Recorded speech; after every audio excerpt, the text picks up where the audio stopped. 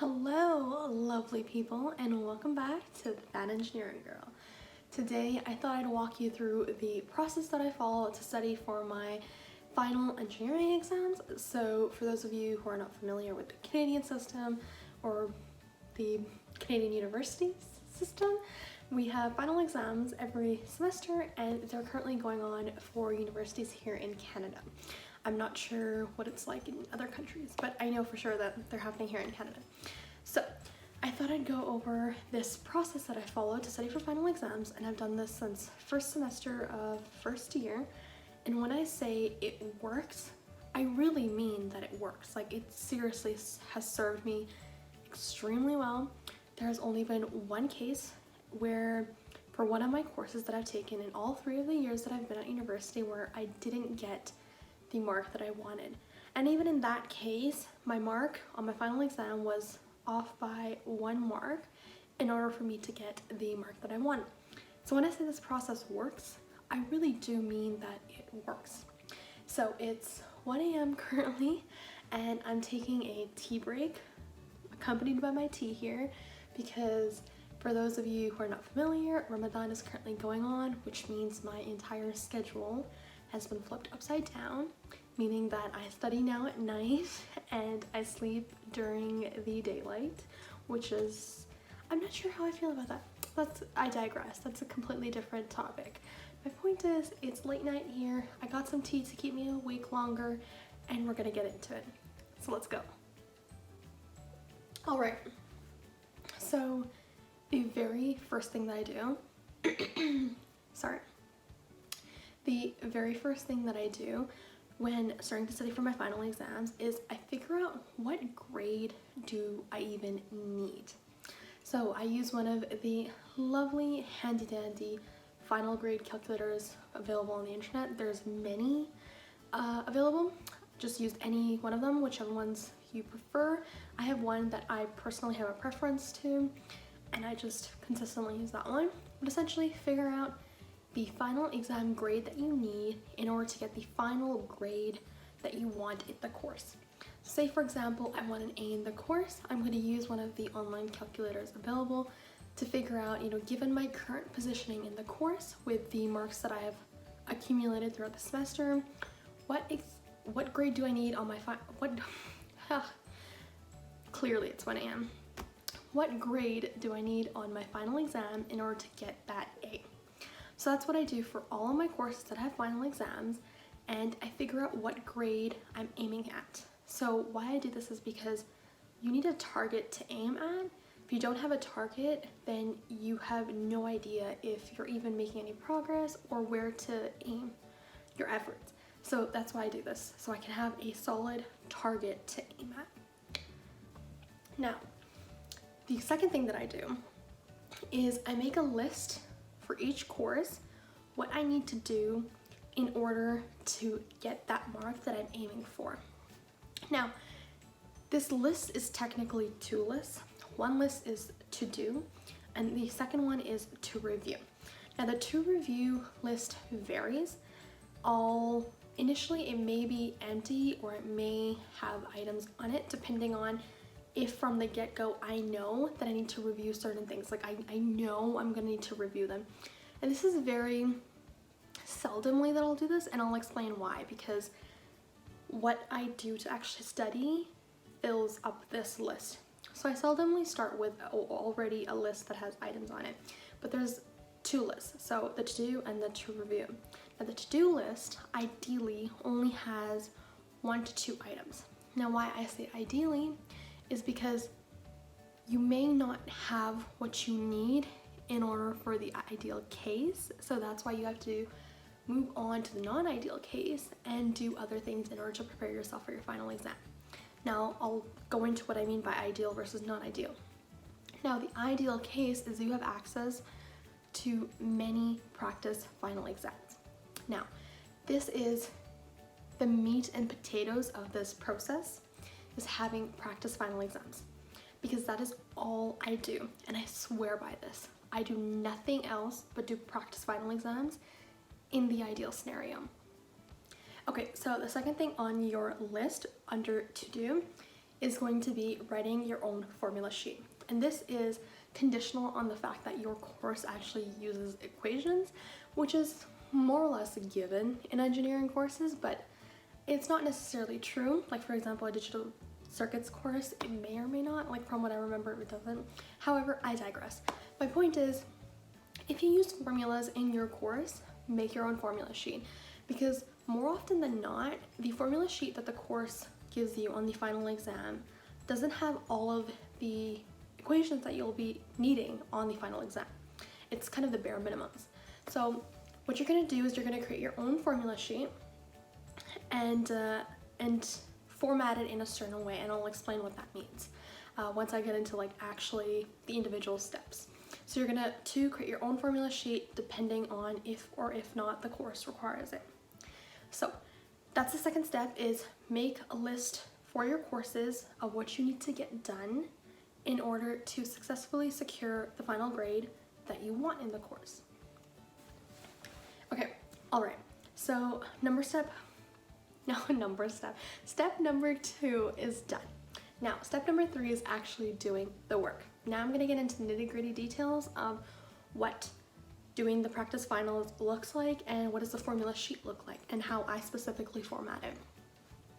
Okay, so the large chunk of this process, which is doing the practice final exams, is the most important part. Like, if there's anything you take away from today, it's this.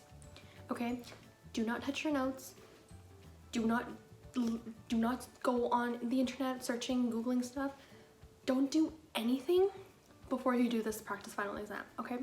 This is for the ideal scenario, like I mentioned. So ideally you have access to practice final exams. So what you're gonna do is you're gonna take the latest one and you're gonna sit down in a quiet place where no one can possibly disturb you, okay? No distractions, put your phone on do not disturb, get rid of anything that will make any noise. Sit down in a quiet spot and do that final exam for however long you need. Do not time yourself. Don't be like, oh, the final exam is 3 hours, so I can only spend 3 hours on this. Don't time yourself. Don't look at anything. Just sit down, focus, and do that final exam from start to finish, okay? And so when you're doing this, do not look at the solutions, but as you're doing the problems, make note of the points in the exam where you're just like, I'm not sure about this. I need to double check this, or I have literally no idea how to do this. And I actually color code things. So for example, I use purple for double checking. I use pink for question marks. Actually, what am I saying? Yeah, question marks. See, it's 1 a.m. clearly. I use pink for question marks and so on and so forth. So color code stuff so you can know what's going on. So it's easily accessible to you and you know right away what you're looking at. But that's really just preference. You don't have to do this. So make notes of things as you're doing the practice final exam of where you're unsure, where you're not confident, okay? And you're gonna do this from start to finish. Now, after doing this, take a break or whatever, come back and look at the solutions. Compare what you've done to the solutions and take note of what you got wrong, and also compare the solutions with the areas where you were unsure and where you marked things off of like, hey, I need to double check this, or hey, I'm unsure about this, okay? So then you're gonna compare with the solutions. Now you have a clear indicator of what you do not know. Now and only now will you go to your notes or the internet or whatever to figure out what you don't know. Because now you know that 1, it's tested, and 2, you don't know it.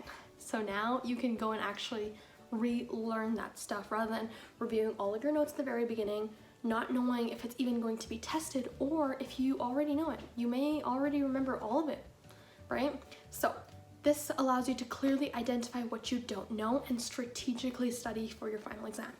Now you're gonna go review, study what you don't know, you're gonna come back and you're gonna do the remaining final exams. And this is the process, and you continuously repeat it until you finish all your practice final exams. And if you still don't feel confident, you can go back to your tutorials, quizzes, all that jazz. The key thing is stick to problem solving. Engineering is problem solving, and there has hardly ever been a time in any of the exams that I've written where they'll ask me a blatant theoretical question, right? All of the questions on your exams are going to be related to problem solving in some capacity. So you want to focus your time on solving problems rather than reviewing anything, really. So just make sure that you're solving problems. That's the key. But why I say final exams is because that's a proven way of how they're going to test you. That is the most important way of identifying how they're going to test you. So if you can get your hands on final exams, only focus on that, okay? Now I'm going to go through the non-ideal case where you don't have access to practice final exams, or you only have one sample, right? Which is not adequate for, say, 40 to 50% exam, right? That wouldn't make me feel confident doing only one sample. So now you have to go back on the things that were delivered to you during the course. Now you're going to go from most important to least important studying tools, materials, if that makes sense. So you don't have final exams, so what you're going to go to is quizzes, because those are still exams. They're just not as high risk, I would say. So you're going to go back and do your quizzes that have been delivered in your course. So you're going to go review those and do the exact same process, sit down, do them, make notes of the things that you're not sure of, go back, compare with the solutions, and see where you failed to do well, right? So you're going to do the exact same process except with quizzes now. Now, this more often than not will not be enough. So now you're going to go to your tutorials, which more likely than not your course will also have offered. It was one of my courses this semester actually barely used the tutorial time, which was an anomaly because more often than not tutorials are used. They're part of the course, so you'll most likely have problems that have been worked through your tutorials. So go to your tutorials and do those problems, work through those problems. Now, if you still don't feel confident, now is the time to go through your notes, see any problems that have been worked through your lectures, and keep on cycling through this and get as many problems under your belt as you can, right? The key is do problems, and then number 2, go from most important to least important studying tools, okay? So from exams to notes. That's kind of the key to doing well on these exams. Okay, so now that's the meat and potatoes of how to actually study for your exams, okay? Now I'm going to go through how to format your formula sheet, or the way I like to format my formula sheet. So I keep this extremely simple, and I literally go and section them off by units, and then I number all of my equations, and I always write what it relates to. So for example, the formula sheet that I have going on for my signals and communications course, I'll have an equation labeled frequency deviation, I'll have the actual equation written in red, and then I'll also have notes on variables that are not very obvious, like for example, I don't know, I can't think of one at the top of my head, but if you have any variables that you don't know on site, or there might be some caveats in terms of, hey, add a 2 pi factor or not, depending on if it's in hertz or radians, right? So if there's any caveats given, make notes of those in a different color. Like I use orange for explaining variables. You might also write other things in just a simple old lead, right? So, or graphite. I think pencils use graphite. But my point is, write down what you'll need in order to successfully use that equation. And write down everything that you'll possibly see or have seen in your course. Now, the point of this is not that you can use this in your final exam, because you may or may not be actually allowed to, depending on how your final exams are administered. But the point is, as you're studying, you have access to this entire sheet of equations that you've seen during the course, and you can access them as you do practice problems. And so as you use them, you get familiar with where to use them, in which circumstances to use them, and how to use them, right? And that's the key, is actually working with these equations, getting experience with them in order to understand when to actually use them and how to use them. Because there's always constraints on units and all of that jazz. Like you have to be careful of how you're using equations. So this allows you to get practice with it, and it also allows you to actually go through the formulas and understand where they come from. And this only solidifies your foundations in actually doing the math related to your course. So that's how to format your formula sheet. Alright, so then you go write your final and you will hopefully get the mark that you want. So just to reiterate, 1, determine what mark you want. 2, make a list of the things that you need to do, and subsequently update your to review list as you go through the different problems that you solve. And then number 3, write a formula sheet, which is conditional on the fact that you actually need it and formulas and equations are used in your course. Now, I want to go into a little bit of the benefits of this process because, like I mentioned, it has served me extremely well. But if you don't trust what I'm saying, I'm going to explain a little of a backstory of how I even came across this method of only using practice finals. So in first semester, one of my TAs, bless his soul, he literally saved me from a train wreck of a course. Literally, I attribute like 50% of my success in that course to him and him alone.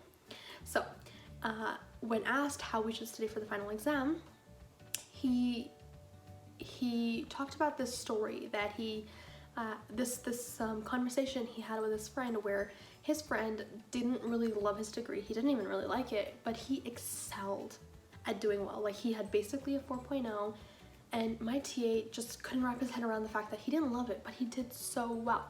So he asked him, you know, what do you do?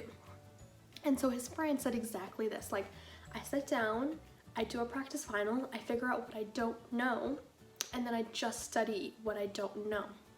And that served him so well that he had basically a 4.0.